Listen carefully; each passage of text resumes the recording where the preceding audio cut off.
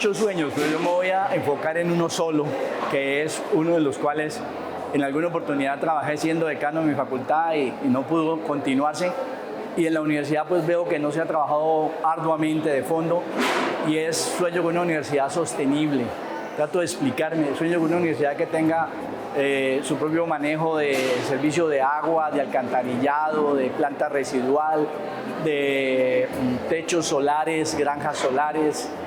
manejo de residuos, tratamiento de residuos, o sea, todos esos aspectos que nos permitan